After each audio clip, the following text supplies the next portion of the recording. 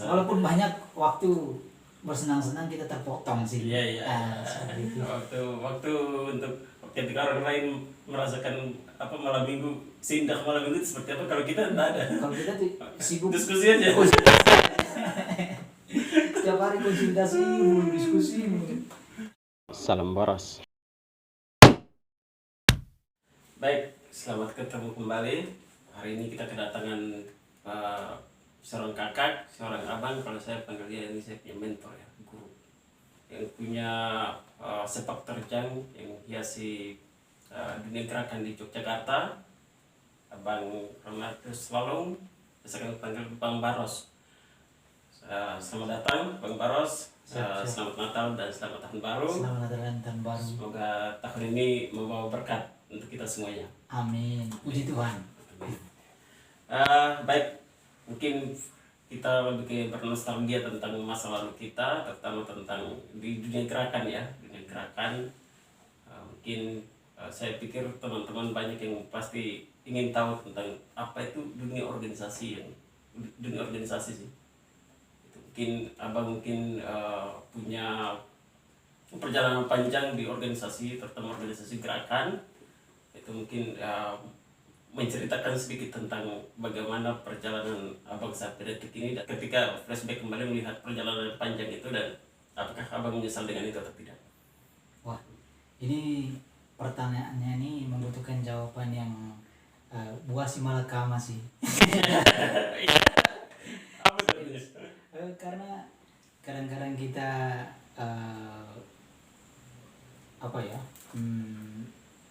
tidak pernah mengatakan menyesal terhadap apa yang sudah kita lakukan selama bertahun-tahun, tapi kadang-kadang kita juga berpikir bahwa waduh, saya itu sia-sia ya melakukan sebuah perjalanan panjang, tetapi banyak hal-hal yang saya korbankan. Jadi seperti itu.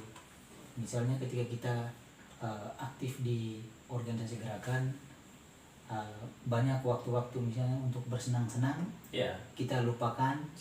Bahkan mungkin pacaran juga. Iya, karena kan ada itu lagu dulu, saya lupa lagunya ya. Bagaimana malam Senin kita diskusi, malam Selasa kita konsolidasi, malam Rabu kita persiapan aksi, terus hari Kamis kita aksi, malam Jumat kita evaluasi, malam Sabtu kita pokoknya saya lupa lah lagu. Pokoknya setiap hari itu yang ada hanya dunia gerakan saja, tidak ada hal lain. Dunia gerakan, tidak ada yang lain. Jadi banyak waktu tersita untuk itu. Ya, jadi makanya tadi saya katakan itu buah si malakama juga.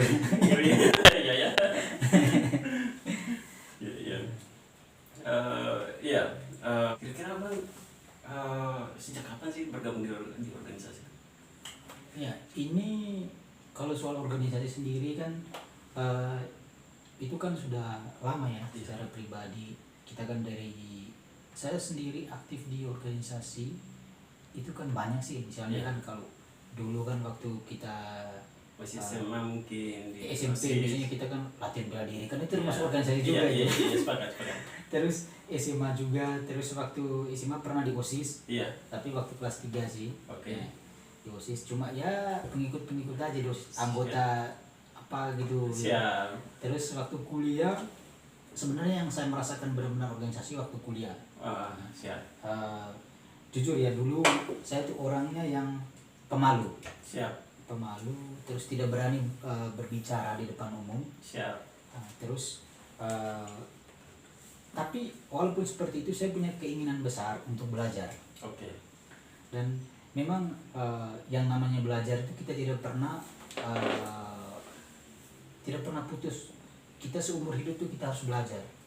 Saya masih ingat tahun punya omongan itu ke saya. Saya bilang belajar itu berakhir ketika kita sudah ada di peti mati. Saya masih ingat. Kita punya itu nasihat itu. Itu karena apa? Karena banyak orang-orang besar, maksudnya orang-orang berpengaruh di dunia ini maupun di negara ini. Mereka itu tidak pernah berhenti belajar.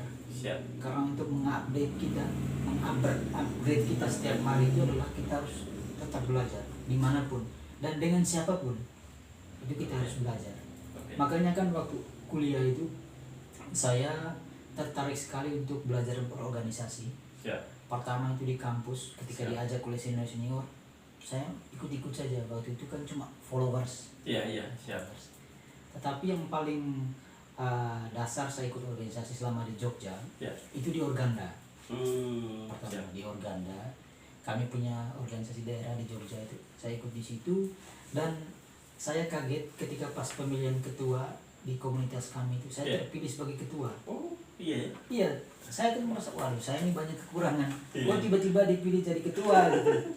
Dan jujur waktu pimpin pertama rapat tuh saya kikuk, saya mau ngomong apa? Saya bingung mau ngomong apa ini.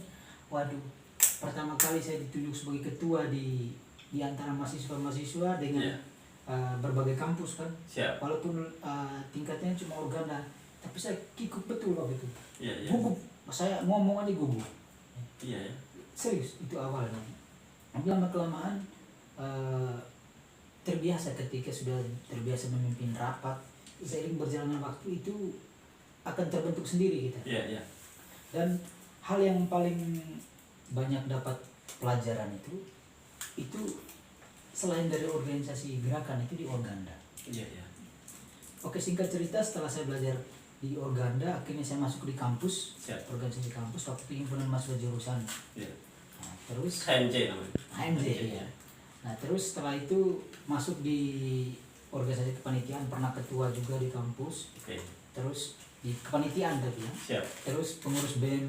Nah, terus setelah saya di kampus saya juga belajar di organisasi gerakan karena saya tahu organisasi yang bisa membuat kepemimpinan saya itu meningkat itu di organisasi gerakan. Itu alasannya kenapa? Itu saya waktu SMP, jujur ya waktu SMP saya paling senang ketika lihat orang demo. Serius, saya senang sekali lihat orang demo. Saya lihat mereka bawa tas kan, tas belakang. Terus dulu ini apa namanya, rambut panjang gitu kan, terus atau acak-acakan gitu. Celana sobek di sini. Terus pegang megafon, pegang mic, terus orasi. Itu menurut saya itu hal-hal yang wah keren banget ini. Nah, dan juga latar belakang mereka melakukan aksi itu yang membuat saya penasaran itu apa sih? Nah, karena waktu itu kan jujur di rumah itu orang tua paling tidak suka melihat orang demo. Terus guru di sekolah itu juga waktu saya SMP maupun SMA itu mereka tidak suka itu dengan yang namanya demo. Ngapain sih mereka demo? Dan hal-hal yang bertolak belakang seperti itu yang membuat saya tertantang. Coba saya melakukan itu. Dan akhirnya saya terjun. Dan akhirnya bikin repot. Bikin repot juga. Buat si malakama tadi. Nah, terus setelah lama saya belajar di organisasi apa namanya gerakan. Nah, itu ya jujur ya, pertama itu saya masuk waktu itu punya keinginan yang besar masuk ke itu. Karena itu mimpi saya waktu saya dari SMP ya. Mimpi saya waktu SMP saya harus masuk organisasi gerakan.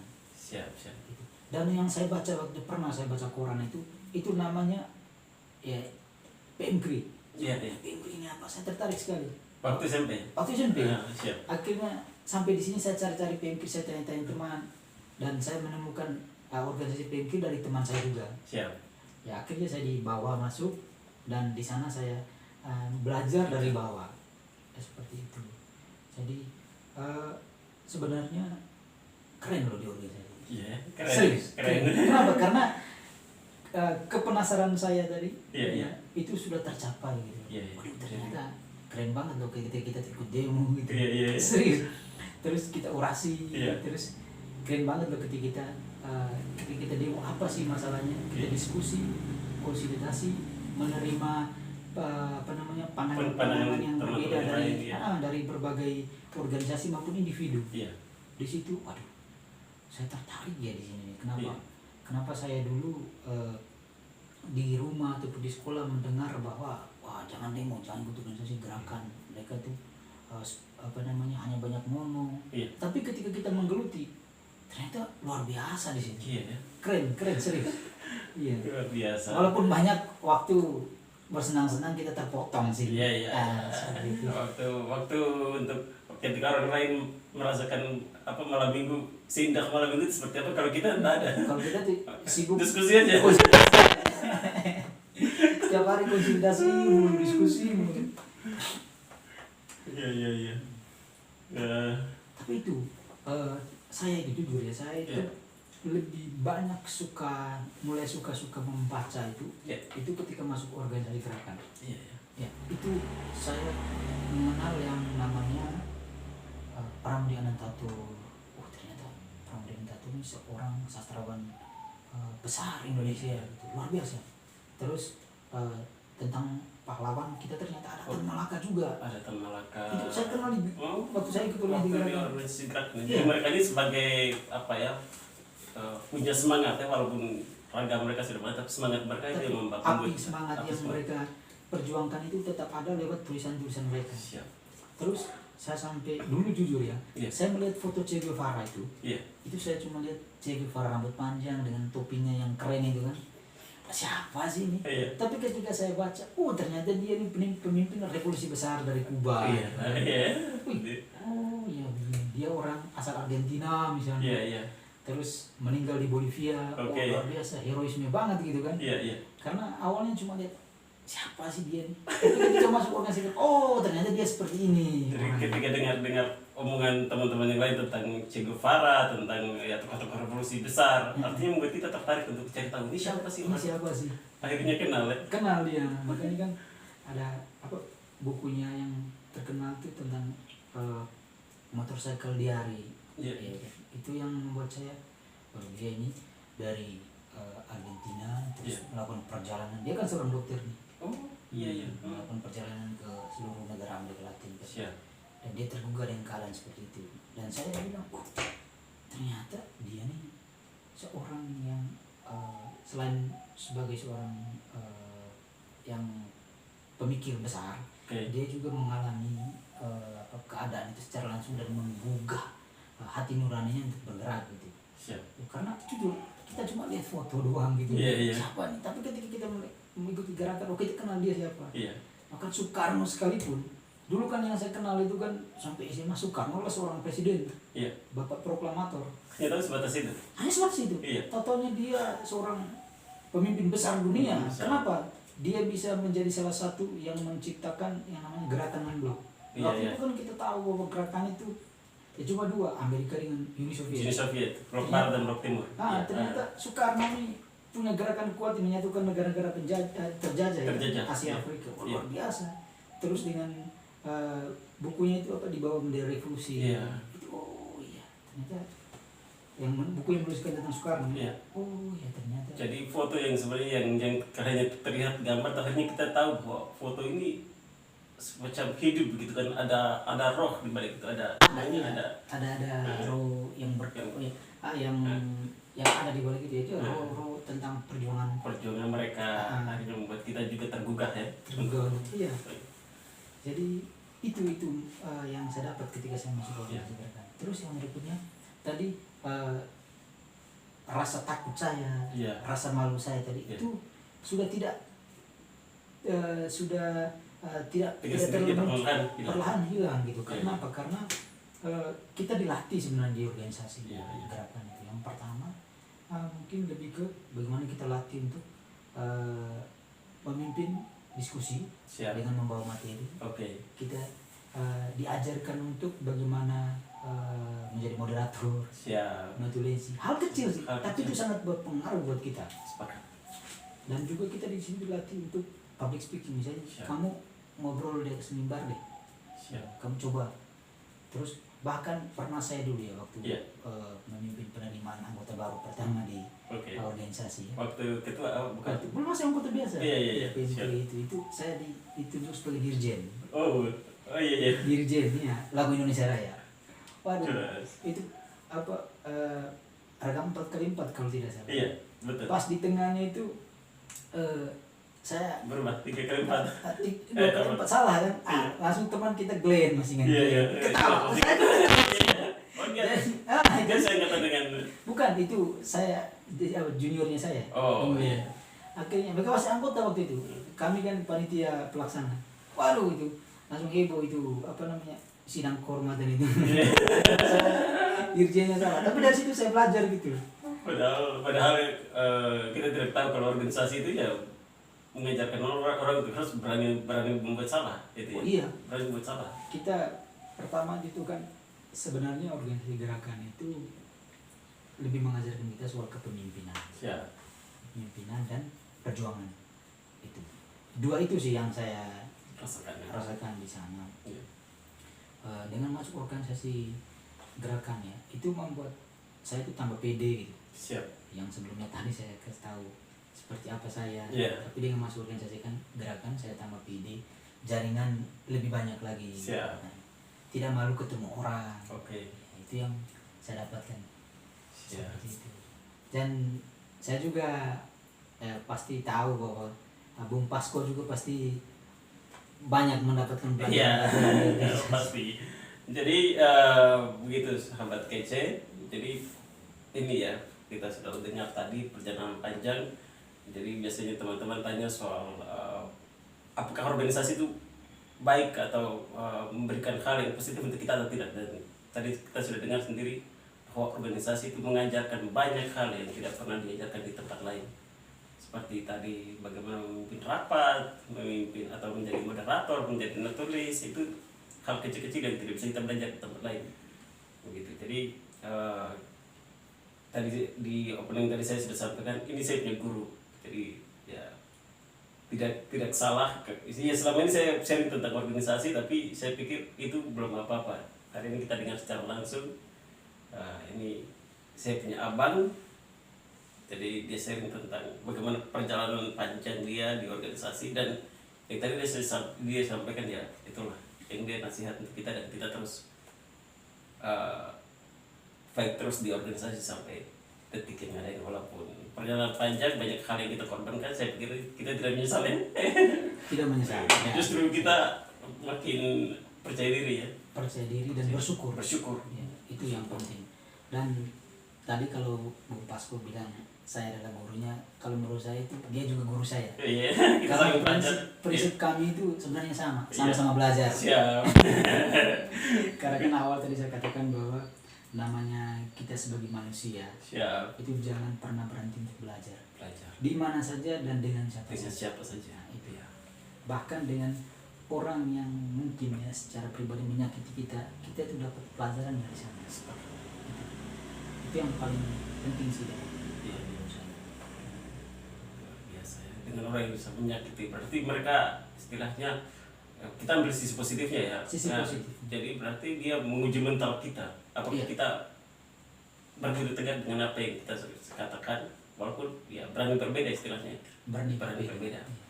Karena menurut saya sih di organisasi ya, sebenarnya bukan cuma di organisasi gerakan sih. Siap. Di organisasi apapun, di kampus maupun organda, Oke. atau maupun di tempat kerja juga, Oke. itu kita itu pasti menemukan yang namanya orang yang berbeda pendapat, Siap. ataupun mungkin berbeda visi dengan kita. Iya.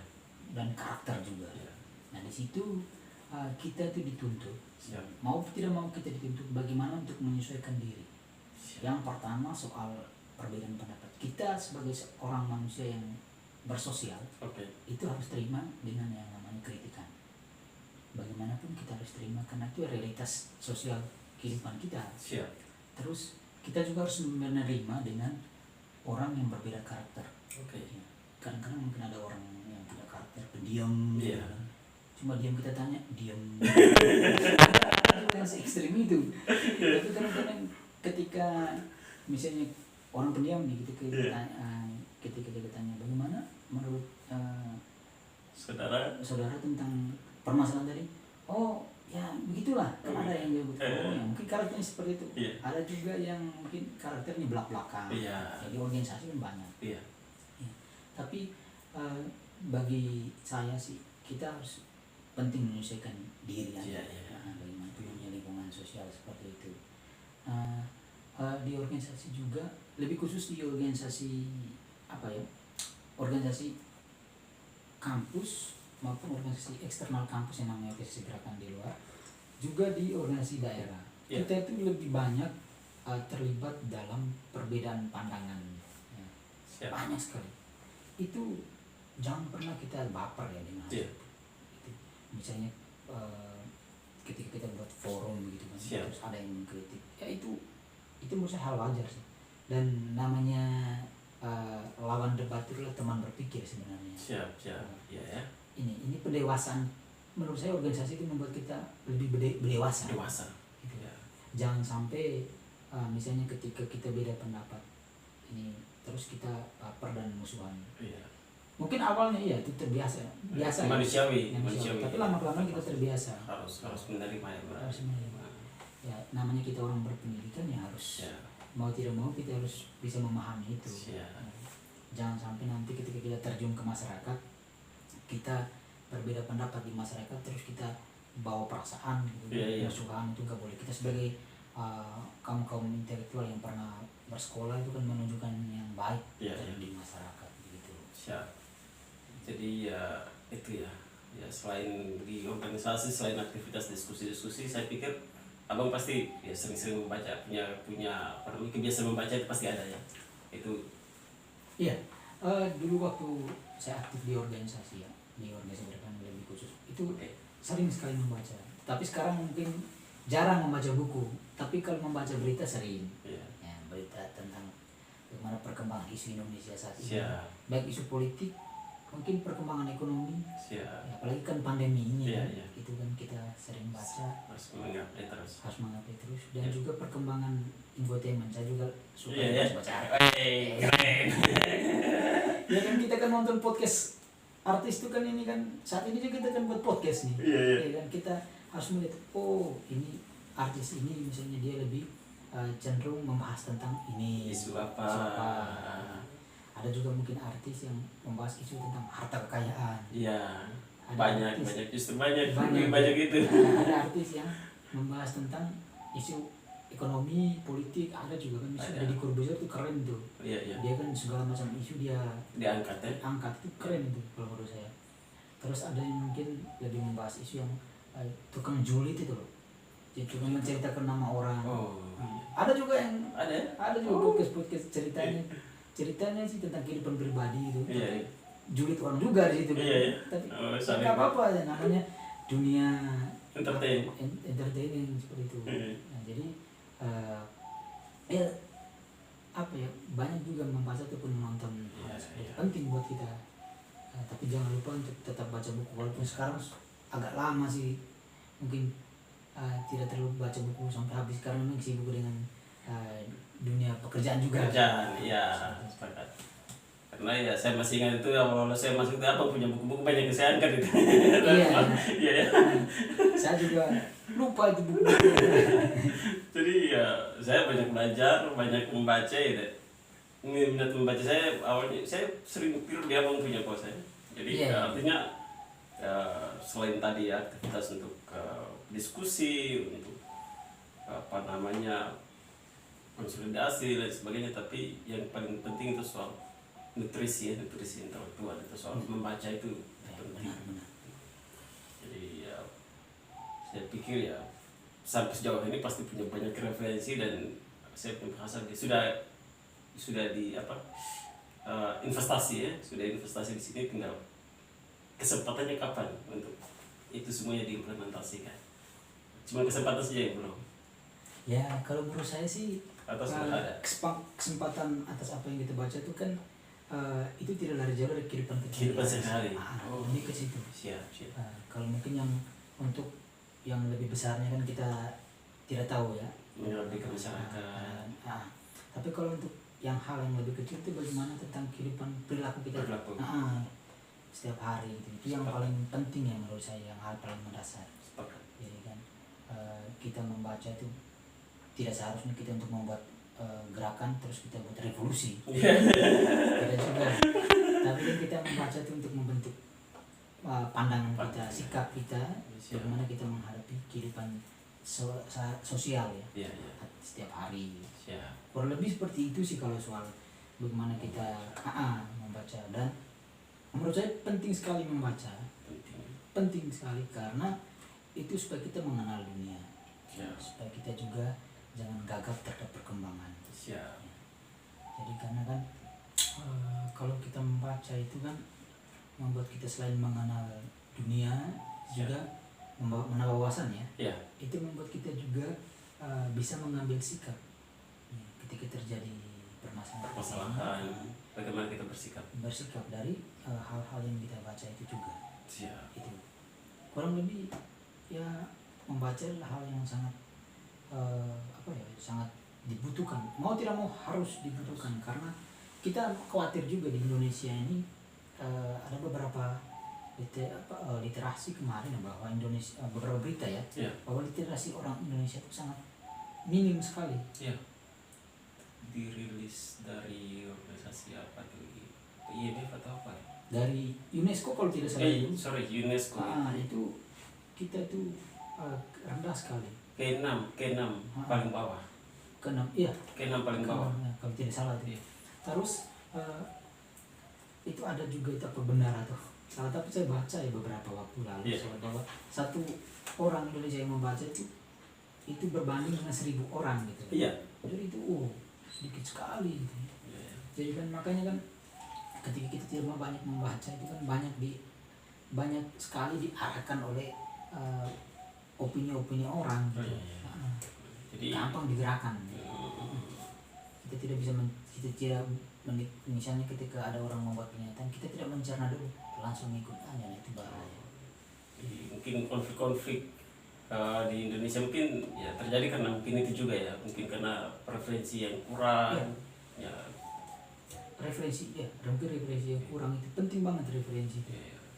Tadi abang sampaikan bahwa ya penting untuk kita bersikap ya, bagaimana kita mencerna setiap berita sebelum kita merespon atau kita kita merespon suatu berita itu perlu kedewasaan ya untuk bagaimana melihat. Ya, dan kedewasaan itu ya hadir ya ketika kita selain banyak berefleksi, kita juga banyak membaca juga gitu. Jadi kan ya ini juga sih kalau saya melihat ini soal kita kembali soal organisasi dari. Siap. Jadi saat ini sangat dibutuhkan bagaimana organisasi baik organisasi kampus, organ maupun organisasi gerakan itu butuh semacam gerakan-gerakan yang signifikan dan terukur. Jadi itu misalnya apa? Strateginya seperti apa? Yang pertama itu soal bagaimana organisasi sekarang itu punya realitas yang konkret. Itu misalnya begini, yang terjadi sekarang di suatu wilayah misalnya sekarang pandemi. Itu soal pandemi ini apa yang terjadi di masyarakat, efeknya seperti apa? Misalnya yang paling berimbas itu kan selain kesehatan itu ekonomi. Dengan dikeluarkan peraturan PPKM peraturan 1, 2, 3 itu kan. Itu membuat perekonomian itu mandek juga, terutama yang berskala kecil. UMKM itu sangat terdampak gitu. Terus sebagai organisasi itu sebenarnya melihat realitas konkret seperti apa sekarang terjadi. Terus yang berikutnya fungsinya organisasi itu bagaimana mereka setelah realitas konkret yang terjadi di masyarakat seperti apa, ya ada penelitian ya, harus saintifik. Terus setelah itu harus terukur dan membangun kesadaran bersama. Kesadaran bersama sekarang apa? Ketika kita sudah kita tahu nih kondisi COVID ini seperti apa, ya kita harus membangun kesadaran bersama bahwa kita sudah COVID, ya seharusnya kita misalnya hal-hal menjadi pola-pola kehidupan kesehatan kita harus terjaga gitu. Sistem imun, terus soal jaga jarak, dan juga untuk mengisi aktivitas kehidupan sehari-hari untuk memenuhi kebutuhan ekonomi. Ya kita harus berpikir seperti apa sih solusinya. Jadi organisasi itu kerjanya itu bagaimana untuk mencari format atau apa? Ya itu sebenarnya sekarang organisasi. Jadi organisasi lebih khusus yang gerakan yang kita rasakan itu kok saya tidak tahu ya sekarang kayak banyak yang mati suri gitu loh.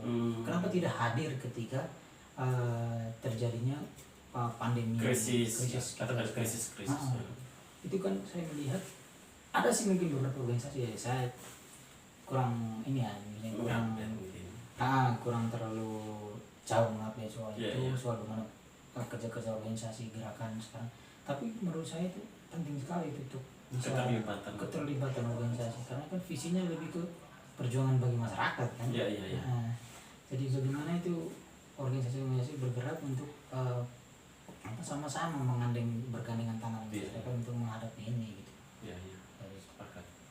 Jadi istilahnya ya organisasi sekarang kehilangan isu bersama atau bagaimana itu? Kalau menurut saya sih tidak kehilangan isu, tapi lebih ke bagaimana keterlibatan bersama masyarakat untuk menjawab tantangan ini. Mungkin ada beberapa kemarin mereka melakukan kegiatan bersama, tapi cuma sebatas itu. Ini kritikan untuk beberapa organisasi. Malah ada organisasi ketika pandemi dia mandek. Kita tidak mau menyebut merek ya. Tidak apa-apa, mengerti lah. Artinya berarti kita melihat berarti semacam kebingungan ya, kita kebingungan untuk bagaimana menghadapi era pandemi di situasi pandemi ini. Kebingungan bagaimana untuk organisasi ini bagaimana untuk harus hadir tengah-tengah masyarakat untuk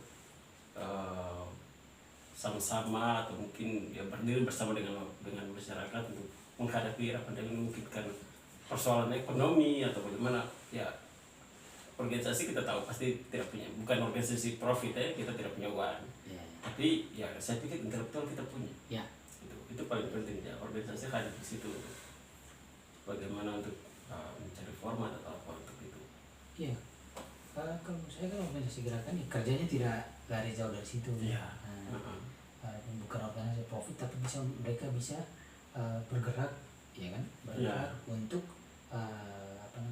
membangun kesadaran bersama dengan sesuatu yang sekarang gitu. Tapi itu soal kritikan saya. Memang mungkin kritikan saya ini tidak sepenuhnya benar, tapi realitas sekarang banyak yang mati suri juga gitu. Itu banyak yang terjadi. Jadi itu tadi, jadi organisasi ya itu pada dasarnya itu penting untuk bicara soal keterlibatan. Itu sebenarnya bagaimana membangun katakan bilang chemistry atau sense of belonging ya, rasa memiliki ketika masyarakat merasakan apa, kita ya dalam istilah biasa dipakai itu kan, terutama di organisasi gerakan ya, katanya aktivis ya. Jadi kita punya kewajiban untuk harus hadir di tengah-tengah masyarakat untuk tidak hanya dengan pemerintah, kita selalu musuh terus dengan pemerintah, tidak boleh lah. Itu lebih tepatnya bergandengan tangan. Bergandengan tangan. Jadi kalau bahasanya kita dulu kan itu berjuang dan terlibat langsung. Jadi tidak hanya duduk diskusi, tidak hanya sebatas itu. Tapi itu kan kita nih kok waktu corona nih kok, yang penting ada diskusi via Zoom gitu kan. Ya bagus kalau menurut saya itu. Diskusi itu penting berorganisasi, sangat penting. Tapi bagaimana action dari diskusi itu? Jadi itu sangat penting. Jadi bukan cuma sebatas kita diskusi, ada actionnya. Action setelah diskusi ini kan membangun kesadaran bersama nih. Ya kan? Ini nih keadaan kita seperti ini, solusinya seperti apa didiskusikan. Sekarang kita actionnya dari diskusi ini gitu seperti apa. Jadi ya itu sekedar kritikan ya. Lebih ke bagaimana hasil orientasinya. Dia lebih orientasi pimpinannya ke perintah. Sementara pemimpin itu dia lebih ke bagaimana dia kesadaran anak buahnya.